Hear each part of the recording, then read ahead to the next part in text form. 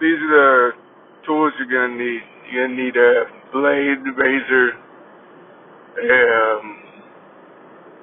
of a specific kind of roller for the spine, scissors, tape, and if you already got your door off, you don't need the putty knife. So go to the TV room with a big old sheet. Put the sheet down, put the screen door down on top of it. A little rubberized string that keeps the fabric in the spine. You want that face up. So what you're going to do initially, also you might want a flathead screwdriver. So what you're going to do initially is find where the spine ends meet at one of the corners. And you're going to pry and end up with that flathead screwdriver. And then kind of slowly work the spine out of its groove around the entire door. I go slow because it can wear and it can tear, which just makes it a little bit harder. And ideally you can reuse the spine, should it not be all old and unusable. So, once the whole spine is removed, keep it by you, if it's good still. If it's not good still, you'll need more spine, go back to the store.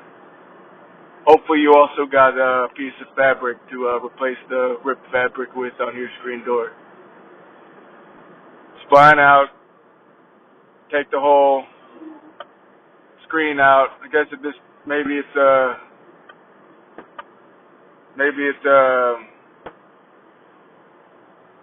fiberglass. And now we're getting ready for the new thing. So what you're going to do is you're going to get your new roll of ideally fiberglass, if what you're replacing is fiberglass screen. You lay it out over the door, and you get your knife out and just cut excess. You want to leave about an inch from the groove of the spline out to where you've cut your fiberglass screen. Because you can have a little too much and trim it down, but having too little, what's up? Alright, now that you do that, you can use some of your duct tape. If you have duct tape, it's helpful. You can tape the corners down on it before or while you start to insert the spline. You can keep the netting, the fiberglass fabric kind of taut, but it doesn't need to be too taut. You just don't want the thing to bow. Alright, now with your spline, what you're going to do is take your little roller, and I think it's specific to this sort of job.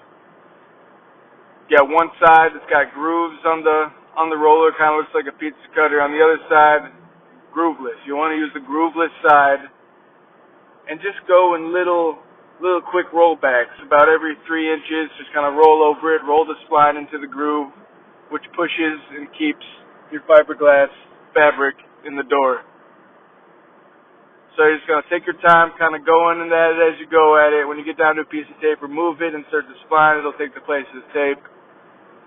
And this all the while keeping the fabric, tight. It doesn't have to be crazy tight, because the spine is going to tighten it even a little bit more. But keep it pulled tight. And you'll just work your way in about 3-inch increments, just rubbing that thing in and working your way around the door. Now, when you get to the end of the door, if you're reusing your old spline, then you might find that there's excess spline. Somehow there's more of it than there was when you began. And that's because through the process of rolling it into the groove of the door, the spline will stretch, therefore leaving you with a bit of excess, maybe half a foot or so. You can just snip that, but also don't snip it too short. Just make sure the two ends touch at one of the corners. Alright, now that you've done that, you're pretty much done, dude. What you got to do now is you get the scissors out, or actually no, use your blade again. Yeah, use the blade. And then you're going to want to trace just on the outside of the spline where the fabric excess meets the door, and you want to angle your blade towards the middle of the door, not towards the inside where you might accidentally tear the thing. So you want to cut with the blade cutting through the fabric, the excess fabric, the blade carving the door afterwards, just only slightly. It's okay to leave a mark on your aluminum door. So you do that, just kind of cut it around. Bing bong, you just put new fabric in a screen door.